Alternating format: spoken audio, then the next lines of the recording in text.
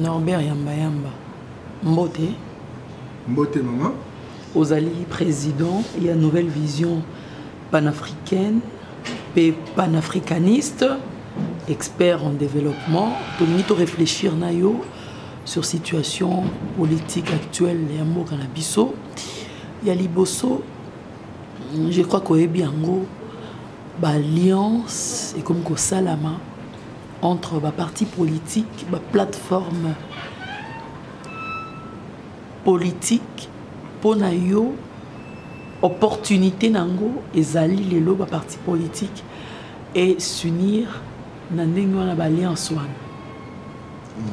Merci merci maman na ndenge pesinga maloba lelo. Il faut y que loi au basali dans ma campagne élection ils ont cinq qui la parti politique va se regrouper parce que il fallait chaque parti pour Nambozala éligible à la députation, il faut avoir 1% sur l'ensemble du territoire national. Et donc, il y a un petit sali qui est le mouvement, il y a un parti politique. Et ça, les de telle sorte que le regroupement peut et Salima. C'est très important. Et que ça, l'amour, ils ont m'aider parce qu'ils ont permis naturellement conformité à la loi. Maman Bissot, tu réfléchis dans lobby, semble-t-il, il y avait des alliances dans le pouvoir. Dans la monarchie, mouvance présidentielle, il y avait une alliance dans Bango, BNDP Palou, etc. La commune en pouvoir, du pouvoir, l'autre commune, il y a 12 ans. Il y a des résultats des années. L'alliance en Balakaka. Boyibi eloni yango bosa la population te boyibi eloni yango bozo prévoir te mutumoko azolo belo komoko te ba il y a ces ça les autour à individu et ça autour à projeter parce qu'en réalité ce côté est bien ce tolling a vraiment toujours travaillé pour la population d'Abisso n'a pas ça c'est tout ça l'alliance c'est que tout ça un projet c'est que tout ça une réponse à ma problème où ils ont se poser pour la population d'Abisso. Makambo ya mai to monia ndeni lelo toza 80 millions d'habitants 2035 toza na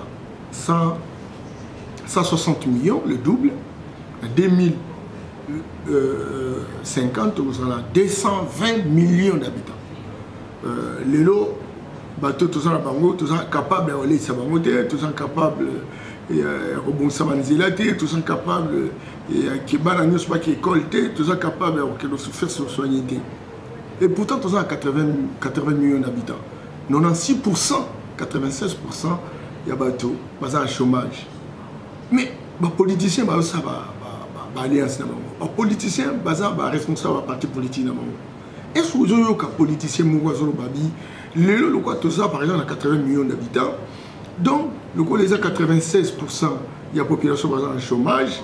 Voilà, là on a la ligne, na ça là ceux qui le l'autre commune en pouvoir. Bah il y a ce oh non, je suis de gauche, je suis de droite, gauche na droite, ba fande sikamoko. Kasi on peut donner tout na alliance à bongo modèle wana gauche na droite ba vendre les alliances contre nature idéal na yo za nini. Idéal pour remporter ni kozwa pouvoir to eza pour la population vraiment. Non, population te, tout le monde va travailler pour la population te. Et ça pour la pouvoir. Aux hommes tout ça les 45 ans, tout ça qui n'a pouvoir tête, tout ça qui n'est pas comme côté, et bien comme il a pouvoir, comme il a mituka, comme il a immeuble, etc.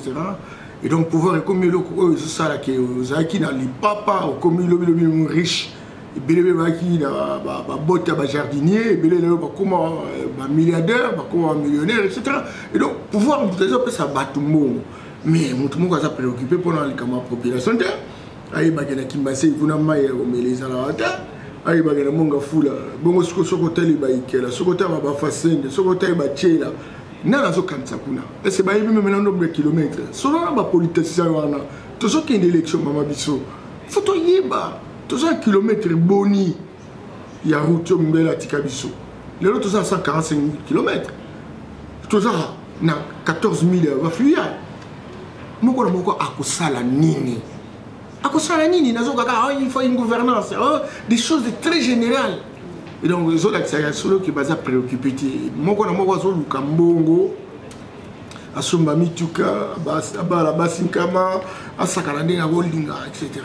Mais eza mpona kosala nyonso mpona mboka échange te mouvance présidentielle mekoli nde mouvance mobutiste babadea kosala bango nyonso baza kosa comporte nde moko ebele bazalaki mpe na opposition bakopi ti na pouvoir lokola mpe bazalaki na projet te lokola bazalaki na offre politique te bakomi kuna do bamona kaka non alali pongi boye nakozwa ndako na gomendeli nakozwa ndako na makampagne ndeli nakozwa ndako na limité soki azuzwi baplace wana akomokanisa na afrique du sud faut aller nazwa ndako na france faut aller nazwa ndako donc eloko moko eza te nyonso wana ezolakisaki mama gestion ya mboka eza n'importe qui akogérer yango te. Mais justement ndeko yamba yango tonga tuna mutuna penza muta opposition yende azali tilelo premier ministre zo diriger gouvernement bilan nini okoko sala na muto aza na opposition lelo opposition tozolo ba keto nto changer mboka mais moko na bango azaki na opposition akomi premier ministre tala sala bilan ya Bruno Tshibala. Non maman tout ça confusion te. Tout ça confusion. C'est vrai que le premier ministre Sika a une opposition, mais il une opposition. Oui, dans les circonstances, il y a une opposition. Vous voyez que le premier ministre, d'accord à Saint-Sylvestre, a été en opposition. Il était question qu'il a présenté le premier ministre. Le premier ministre, vous avez présenté Balinga qui était Bazumutu, Bazubatu, Bayokaya Bango. N'est pas si bango responsabilité. On a une imbécilisation de la classe politique. Hein? Donc, exactement qui vrai premier ministre a une opposition. Les lois ont en difficulté. Est-ce qu'il a les moyens de sa politique? Est-ce que lui contrôle les régies financières? Oui, bien, belé, parce que on a ça, belé, parce que ça, pour le monde, on a $100, tout le monde a $50, $10, c'est difficile. Et quand c'est sûr qu'à côté, on va $200 000, $400 000, $1 million. À mon avis, c'est du paradis. Et bon, ça, il y a l'eau comme on va ça susciter. Ma pesi bandego msumi sala 800 conseillers, quand même un socialiste selon Yemoko. Et donc socialiste 800 conseillers, non. Oui, bien, et là on est sur un cadre organique qui n'a ce qu'on a par exemple la primature, à l'époque on a Adolphe Muzito, il y a 500, on a 6 personnes. Habité ceux qui ont dépassé 600. Bon, on a eu ma chiffre, peut-être que bon, etc. Misala, on a ce qu'on a bien, premier ministre, peut-être un directeur à cabinet, il va vivre malade. Naza Baningé, Bélé, ça tout ça, va zoler là. Parce qu'il y a jouer le côté.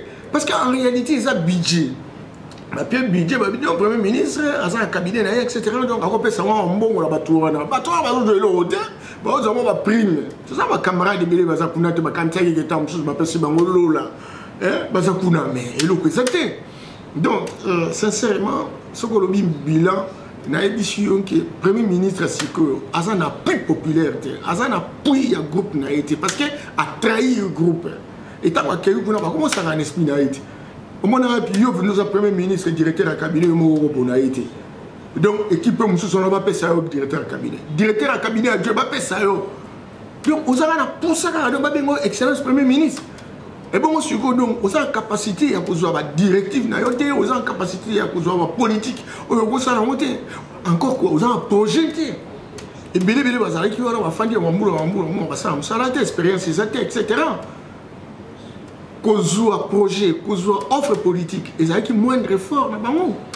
Donc maman biso tokolo baté opposition mutaza na gouvernement.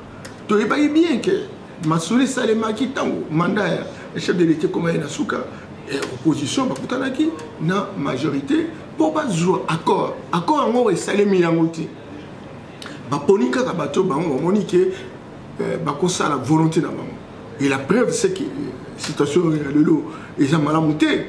Siko ndeko yamba tozonga na mamuke na ba alliance Palu MP bandeko Mozito Lugi babandi ba contact MLC UNC to kaka président de la République akena Palu va suspendre Logi Gizenga secrétaire permanent secrétaire il y a UDPS, il y a Palou, pardon. Lelo, d'abord, tolingo ça l'analyse, moko, ce qui Palou est loin la majorité et comme anini, ba chance dans les anini. Et puis, est-ce que Palou Lelo, il faut attirer la majorité à renégocier malgré ba oignon à subir la katikuna. Maman ebi, nako ebi ça vraiment idée nanga pona makamita il y a Palou wana. Palou ils ont un secte religieux. Palou vraiment ils ont une vision à parti politique. Patrice ça considéré comme un représentant spirituel et le Corona. Est-ce que tu l'as de l'eau na kolibo nana eba vision na onction na vocation ya patriarche. Vous avez bah ça là qui est en alliance dans la mouvance présidentielle. Est-ce que on a un résultat? On a une vision comme tu as défendre les oyo. Par exemple, le 80 millions, à peu près 70 millions, il y a une population pauvre. Il y a une pauvreté de 40 millions. Et le côté, est-ce que mon a solo pendant le oyo qui est pas et ça l'alliance pendant 5 ans et bon moi je suis quand on va passer de mon besoin maille. Tu vas au courant à ça l'analyse pour étant molli il y a un beau cannabiso PA a proposé un certain nombre de corrections pour n'importe quel niveau. Mais Adolphe il faut travailler dur. Hein? Il faut travailler dur parce que ma proposition est très faible. À ça l'analyse, à ça le diagnostic, secteur par exemple la décentralisation, secteur par exemple la forêt, l'économie, etc., social. À ça une bonne analyse, un bon diagnostic. Mais ce qu'a proposé, la solution pour la Congo, la situation pour la situation malade, ils sont très faibles. Il faut travailler dur. Mais je note que politiciens qu'on a dans la salle, il y a salité. C'est très important, il faut savoir comptabiliser, il faut remonter le monde. Mais ils sont très faibles en termes de solutions. Parce que hier, le Rwandais n'a regardé pas G7 ou bien ensemble pour les changements. Nous allons mobiliser des recettes. Nous allons arrêter, ça sont des conneries quoi. Donc mobiliser des recettes pour nous changer pour aussi sa pauvreté dans beaucoup. C'est pas ça. Est-ce que c'est pas possible que va mobiliser 100 milliards de dollars? Même 800 milliards, on peut mobiliser. Mais comment on mobilise les 800 milliards? Mais on va passer par l'obé. Mais Nalanda qui secrétaire général est ensemble pour les changements dans Top Congo. Mais Nayoki qui le bureau de mon côté, ça pour la qui s'est mobiliser la réflexion parce qu'il faut mettre en place la bonne gouvernance. Même dans bon niveau haut tout ça là haut une bonne gouvernance mais moi ça vous expliquer comment cette bonne gouvernance soit opérationnelle et le problème non mais vous ne pensez pas que bango comme bautaki na kata système ba yebi ba déceler ba faille ba koyi ko sala que ba rehausser pe ba atteindre l'objectif na bango faille nini ba yebi ba faille ba onyo super ba za kandi moko ba sala musala ensemble ba yebi ndembo ko maka volonté en gros soit encore en Komoko tala na façon de baso gérer ma partie dans ma montagne mambo bazala na ba alliance wana ba plateforme ba onde ba gérer kango tuna ba nyoso wana de bazala kati wana so ndenge na wa gérer kango bazala comptabilité et belé ba bazala kande mona kolanda français té français on tuno so ko lobila ngo mais ko gérer ma kambo c'est difficile c'est pas nous donner à n'importe qui bato bazala culture moko gagner Nabia, bango bakende qui par exemple na alternance sur la G7. Bango na projet na ya président Katumbi. Na bango qui a voté. Mais ba créer alliance pour soutenir individu, c'est pas un projet, c'est le projet qui permet à la société véritablement de changer. Mais maintenant si on est comment ça le projet. J'ai envie vraiment de voir ces projets là. Vous savez les projets c'est pas n'importe quel projet. Le Congo c'est une méga nation. Le Congo, c'est tout un continent. On a une solution, on a la recette côté, il y a Zamba, ça la recette côté, comme si ils ne savaient pas que l'élo, Chine, Singapour, tous les dragons asiatiques, à cause de la technologie, à cause de l'industrialisation, etc. Mais le projet, on a dans un monde, et comment on peut produire la richesse, c'était. On a même maintenant.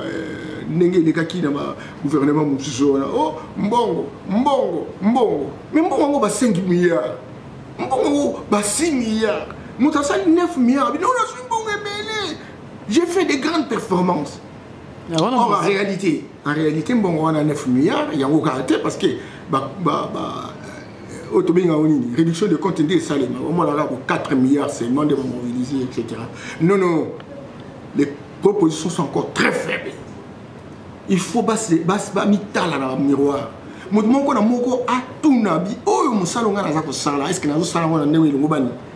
Est-ce que responsabilité, je suis capable de changer le Congo? Le Congo, c'est 100 fois le Rwanda.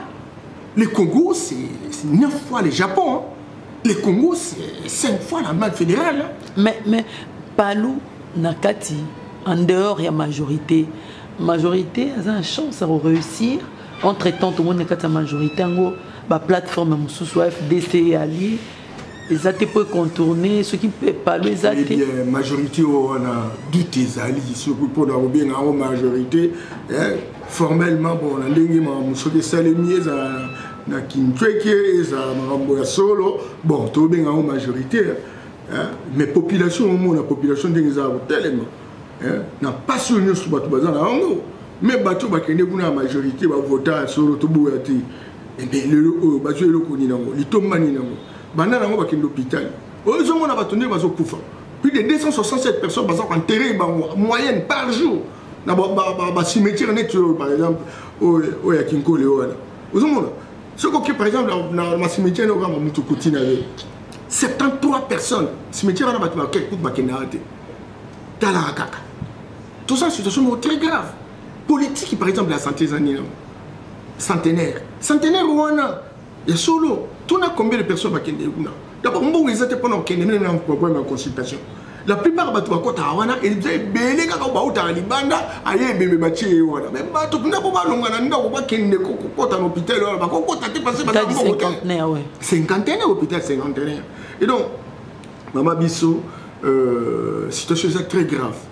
Très grave parce qu'ils ont banni Sabissou. Ils ont banni Sanga. Parce que la situation est dans un monde de classe politique. Aux hommes, on a donc un parti politique, on a quoi, une boutique qui a battu.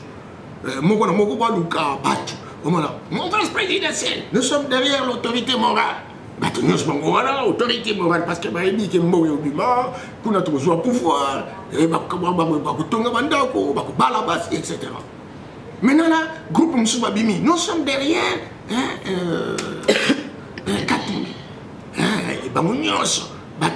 Parce que bon, ils allaient, etc. Bon, en dehors, il y a Félix Tshisekedi, oh, il y a ça qui hérité, aura, il n'y a pas panaé, au travers IDPS, ils ont un peu organisé. Tourisme de l'Andeko, Yamba Yamba, Alliance, il y a IDPS, mais au répondant à Moutuna Langate, dans l'Alliance, ceux qui parlent et l'ont la majorité, chance ni majorité, et réussir l'élection. Ceux qui parlent et sont en opposition, ou soit les lignes comme ça, la marche, moko, analyse na yo critique à ce sujet. Maman, c'est qui est majorité on a douté ça. Na ba 2006 on a au parle bobo. Na ka ma me belé hein. Biso ça mi souminaire. Na ndenge ba pesa patriarche à un moment donné va 13%. Tout cela se discute. Vous comprenez? Même majorité on a envie de gagner. Mais pour gagner, il faut se vérifier ça. Il faut vérifier. Parce que en 2006, au Kaka par exemple, tu as un médecin de non, il faut gagner, mais il faut victoire. En 2011, non, il dépend de gagner, mais il faut victoire. Bon, mais il y a Palou. Palou, il y a combien d'élus? Il y a combien d'élus? Ils ont focalisé dans quoi mon bon. Bon, on ne peut pas, c'est trop. Tant que patriarche n'a pas commis arrêté, on va toujours pas nous. Même la maman qui marche dans la c'est maréchal, maman Thérèse Kombekei. Il y a pas si je le voter. En dehors, quelques cadres, le haut, comment riche, ça a l'alliance dans le mouvement présidentiel pour voir ce Kaboula, la richesse en Boga. Et donc, moi je pense que l'alliance n'a pas Bakabouana, ou Bakabouana, c'est ce qui est élection, et ça, élection transparente, démocratique. Ok, opposition, opposition rêvée, va s'organiser pour sa cartographie électorale, des témoins, chaque bureau de vote, etc. Ce qui salue bon, Maman Bissot, ils ont l'alliance, ça sert à rien. Parce qu'ils n'ont pas véritablement répondu à la préoccupation de la population de Bissot. La population de Bissot, a besoin de main. Même là, quand c'est ça, imaginez-vous, dans milliers de cité verte. Mon gars fou la mobilisation, on peut faire comme ça 2 semaines, 3 semaines, 1 mois. Au monde a maïté. Et puis, quand tu as dit ça, courant, tu as dit et pourtant, tu as un potentialité 100 000 MW. Politique, il y a 100 000 MW. Les lots, tu as 1410 MW des opérationnels. Et il y a concentré na Gombe. Mais oui! Mais ils n'ont pas un bisou. Ils n'ont pas un bisou. Même dans Rwanda. Au Kokuta, ils ont Ruzizi, dans Bukavu. Dans Bukavu, il y a des délestage, mais dans Rwanda, il y a même dans le village, il y a des bananes. Les gens qui sont courant, il y a gaz méthane. Pourtant, ils sont tous en quantité de gaz méthane. Ils sont en Rwanda. On va investir. Même courant propre, autobingi. Ils ont produit en fonction de gaz méthane. Même dans le courant, tout ça, ils ont servir. Tu vois un peu, entre Bukavu et la grande ville, et les Rwanda, parce que le Rwanda, ce n'est que 26 000 km. Ce qu'on dit, par exemple, Bukavu, Goma, etc. Mais tout ça, dans le pays, Bukavu, Sud Kivu, et l'équipe portugaise. Sud Kivu, et ça, le coup là, par exemple, le pays, le coup là, non, Guinée équatoriale, net Angola. Tu vois, donc, Maman Bissot, sincèrement, politique, toujours ça, là, n'a pas servi pour la Mbokati. N'a pas servi de tout le même, toujours la caméra. Tout le politicien boni, papa. Le lot, a 80 millions d'habitants. Le but, c'est 160 millions en 2035. 200 millions en 2050. Courant, tout la courant, le loté. Service, il y a courant. Et ça, simplement 9% sur l'ensemble des territoires nationaux. Tout le monde, il y a la capacité de 100 000 MW. Au sein de l'année, pour faire courant, on a un beau camomille. Au sein de l'année, pour faire maille. Parce qu'en réalité, maille, tout ça, on a 26% seulement.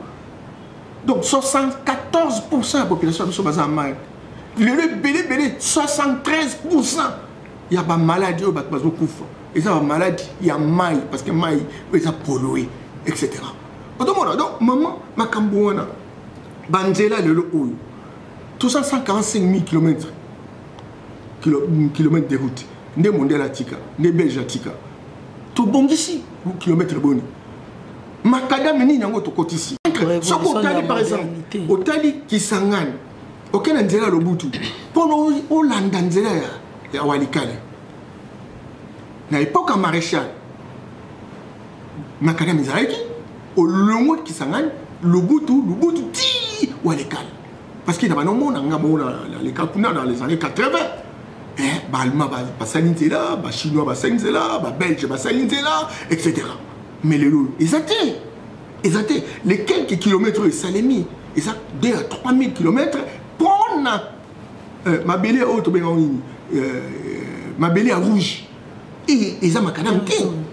Ce qu'on fait par exemple en Mboka, au Maroc, dans cette province, toutes les provinces sont reliées au autoroute. Toutes les provinces reliées, Bisoto Zawapi. Les loquets, au Soro Lumolunga, Casablanca, Okenderaba. TGV Zali, maman. Tramway Zali. Même dans des pays africains, na Côte d'Ivoire, Baoti ko inauguré, Otobengi, Tramway, Oekolongwaka, Abidjan, Bamako, na Mali. Hein, maman? Les noms d'Éthiopie, Basali, le plus grand parc éolien. Pour accompagner sa couronne dans mon pépé, Maman Bissot. Basali, le plus grand barrage d'Afrique. Au Babengi, barrage de Renaissance. Bongo Kalam, Nyoso, Bissot, les kaki, Éthiopie, na Makoki. Qu'est-ce qui explique que le logo au Éthiopie, Bazana, Shawaya, avion, à travers le monde de l'aéroport stratégique, Nyoso, Ruputa, Éthiopie Airlines. Bongo Bissot. Pour ni n'a pas le logo qu'on pouvait, seulement que tous les gâteaux désenclavés, Mboka.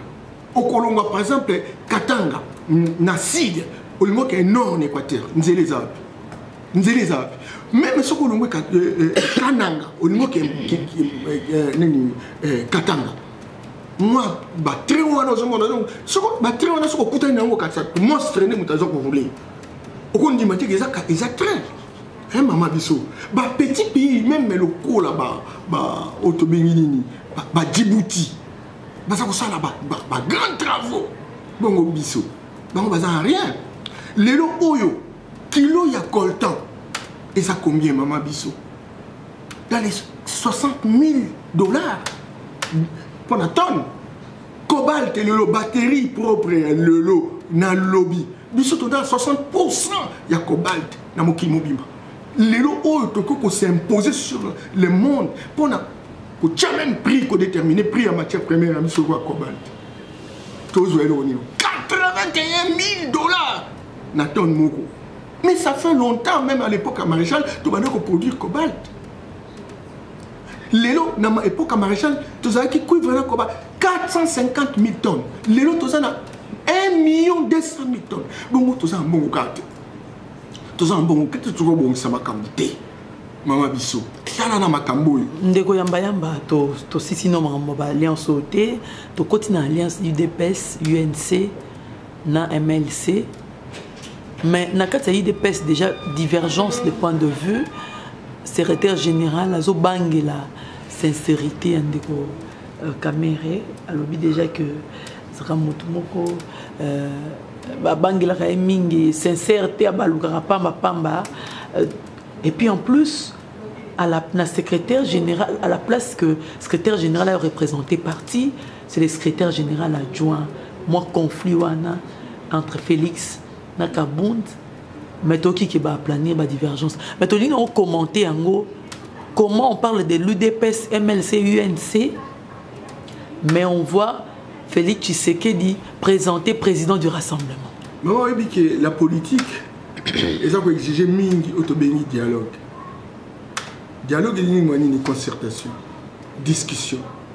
Parce que le dédramatisation des relations politiques, dédramatisation de l'atmosphère. Parce que ce sont les politiciens qui sont solo là. Ce sont les politiciens qui sont ratés. Qui ont aggravé tension, qui ont crise en incubation. Nous avons dit que Félix Félix est président et Arassa. Président Arassa. Mais quand on a une casquette, on a pour le compte de l'UDPS. Mais dans la qui bazaïba, un communiqué final. Le président qui est comme président RASOP, c'est quelqu'un qui a la légitimité historique. Et puis, Maman Bissou, garçon moko babengi aza français, babengi Idriss Aberkan.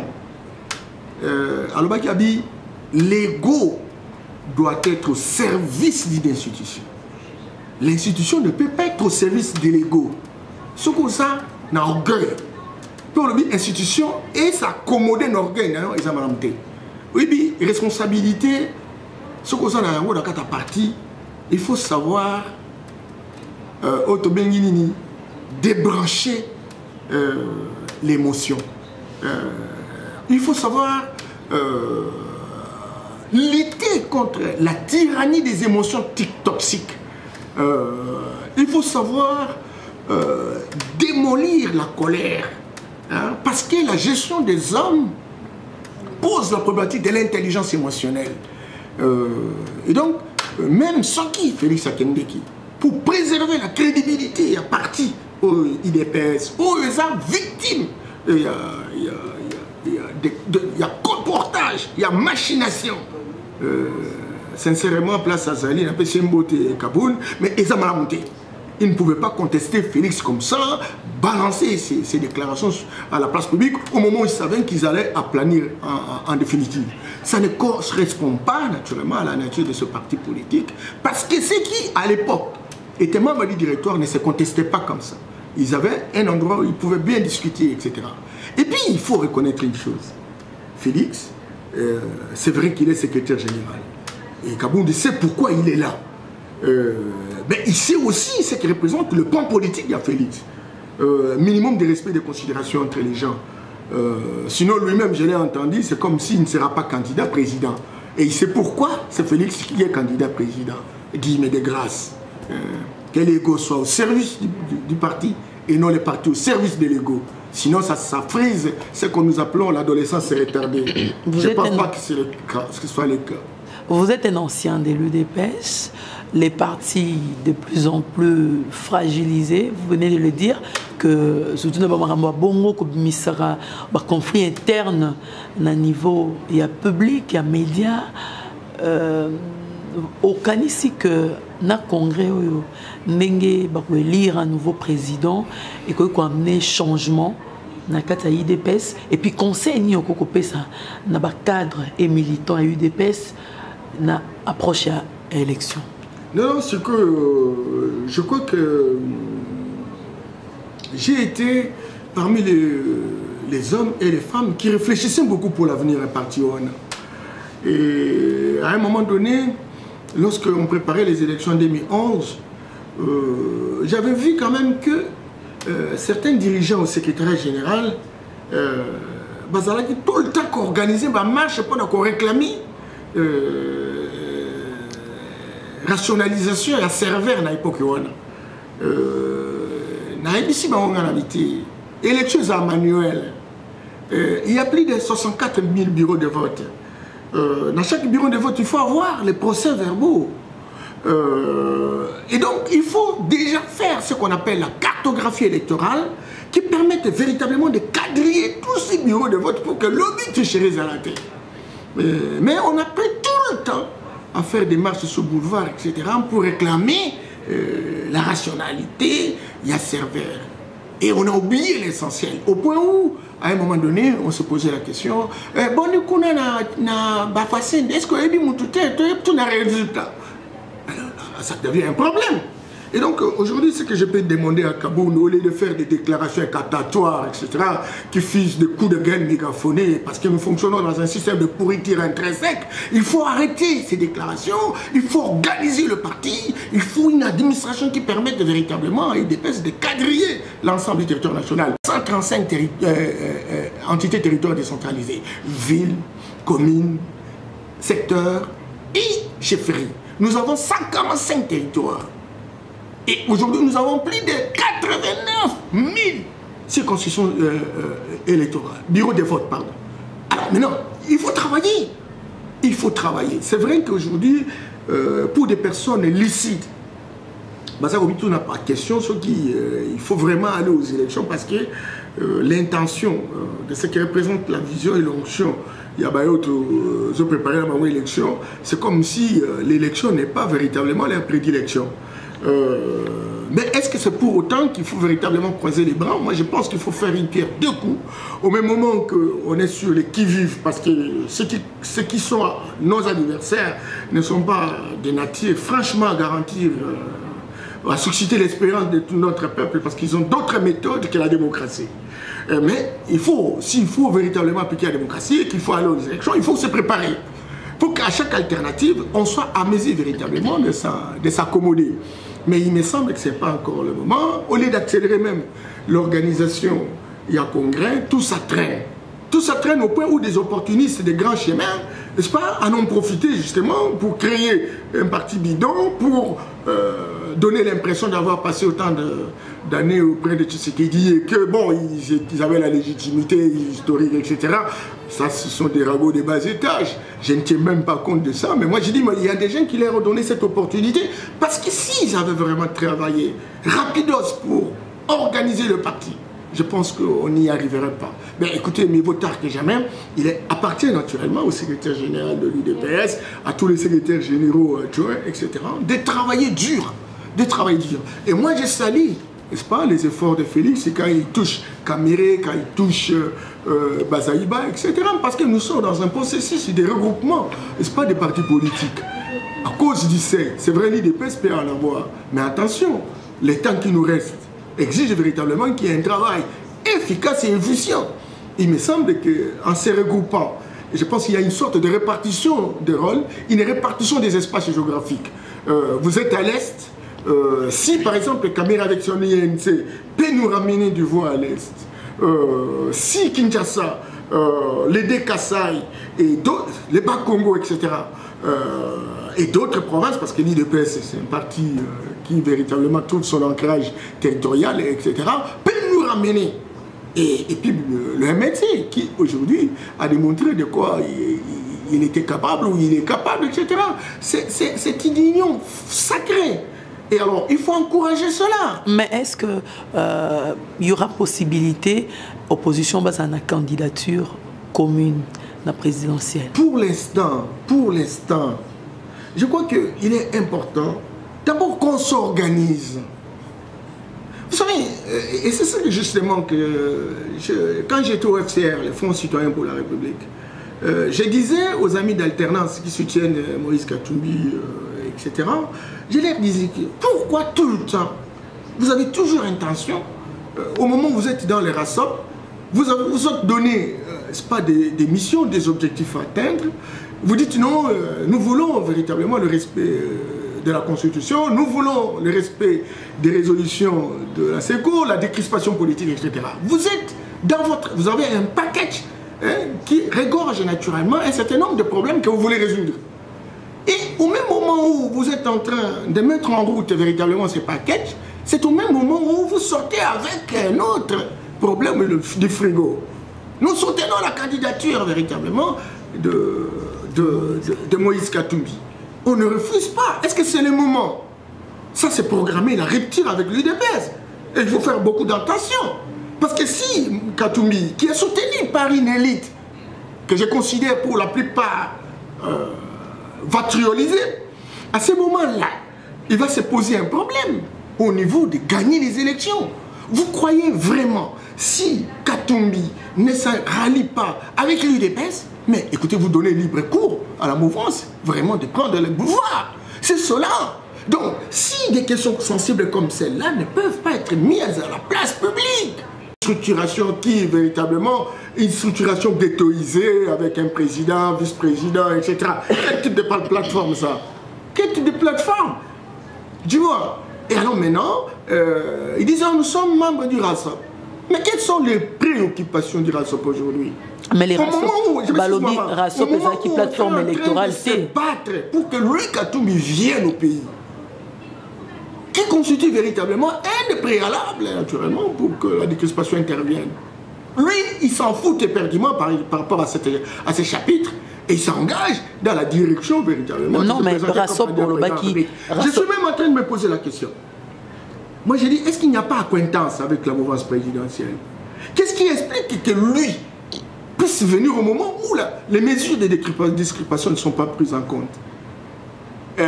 Jean-Claude Mouyambo est en prison, Diomin Dongal est en prison, Franck Diong est en prison, lui il est à l'extérieur, et beaucoup d'autres ont besoin véritablement de ces mesures de décrispation. Alors maintenant, on n'y est pas. Entre-temps, on se présente comme leader des leaders, autour d'un rassemblement pour le changement.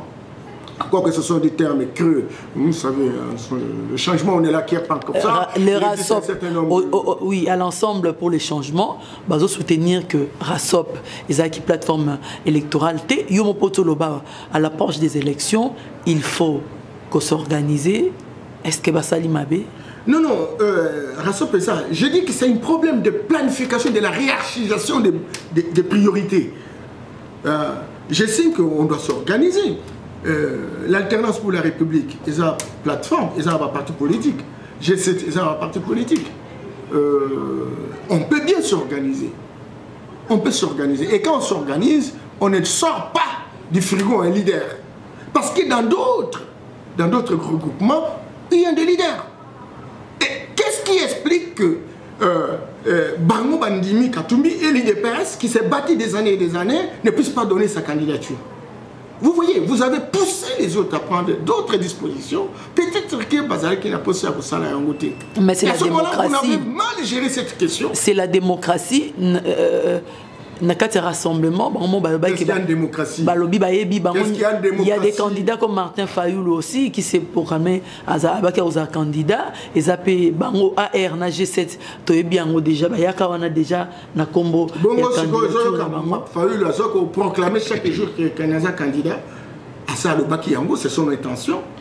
Et c'est normal de s'exprimer. Mais le grand problème, c'est que la décision que nous prenons, que nous mettons à la place publique, et quel est son degré d'influence et d'impact par rapport à la cohésion du groupe. C'est cela. Donc, nous nous mettons ensemble pour des priorités. Résolvons d'abord les priorités. Avant, véritablement, que chacun puisse construire la différence. Il faut même créer cette différence. On en a besoin, encore qu'autour des projets, autour des offres politiques. Il me semble que ce n'est pas la préoccupation. La préoccupation, c'est d'être derrière les individus. Il me semble que ces individus peuvent bien présenter des avantages, des dividendes, pour avoir des répercussions sur les personnes qui les soutiennent, etc.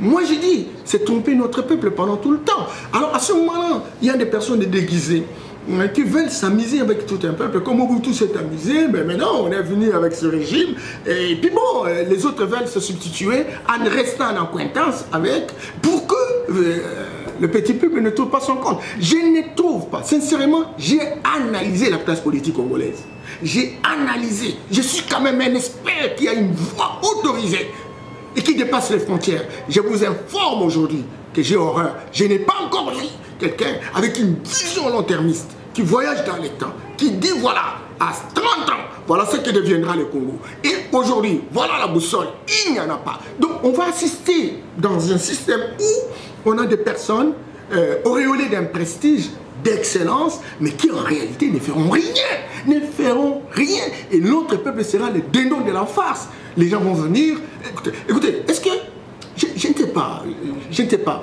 On est dans une vision de subsistance. Quand quelqu'un arrange une route d'1 kilomètre, on dit que c'est une grande performance.